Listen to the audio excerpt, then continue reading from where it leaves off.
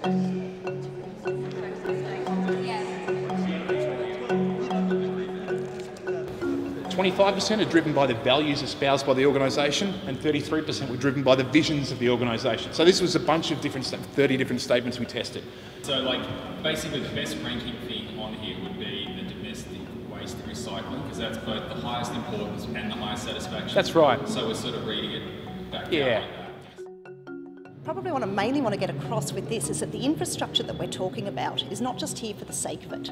It's here to improve the quality of life for the people that live in this area and also to improve the natural environment. So it's not just a footpath for the sake of having a footpath.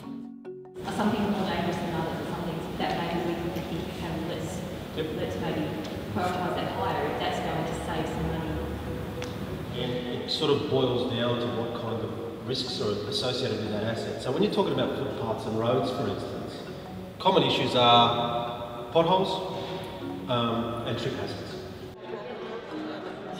What is something the community of Marrickville definitely need for us to do to maintain or to renew?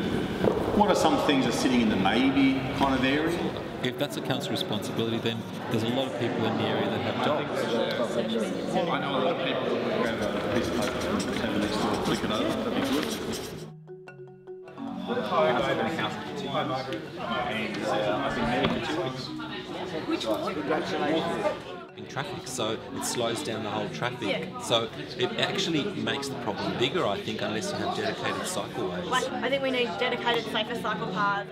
I'm really excited about this process. It's really nice to be able to get to talk to a really broad cross-section of people that are passionate about our local community and that are focused on solving a big problem, I guess. And to be able to talk about those problems in a strategic way that's about the long term. You know, we're not fixing little things bit by bit, we're actually saying, what do we want this community to look like? How do we provide that through our infrastructure?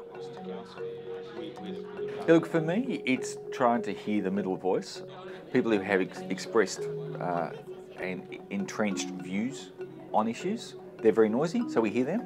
People who have firm political views, we tend to hear them, but we don't hear the average Joe. And this program enables us to hear a broader range of voices, and I think it's really exciting that we get to hear those voices. And that's linked, of course, to some of the work that's going on at the moment about flood planning and things like that. It's really good to see the community engaged. What is one of the great things about local government is it is the level of government closest to the people. And here we've got people talking about what they want to build on their streets, how they want to offset funding. You know, nobody wants to cut anything, but I think there's a realisation here amongst the community that Council's got a really complex process, and so we have a limited pool of money, and I think the residents have really got an understanding through this process of how we have to prioritise and what we should be prioritising. We've clearly got a good cross-section of the of people living in the Marrickville local government area. And they're clearly interested in the process and engaged in the process and understand some of the complexities of council, which is great. So I think there's lots of different opinions, and I think one of the biggest challenges is probably going to be coming to an agreement on what those priorities are. I think there's probably 5 to 6 items where I think that people agree that they are the top 6, but then it's a matter of prioritising those and understanding what should get the biggest funds. As a jury, I hope what we can achieve is a considered approach, something that's been thought, all the pluses and minuses have been thought through. There's people here from all walks of life, all socio-economic backgrounds and ages, so that definitely helps, I guess, having that, variance of ideas and beliefs. I think it's fantastic. Getting to the voice of the customer, getting to ask your customers what they actually want. I think that's, in any business, that's going to be beneficial.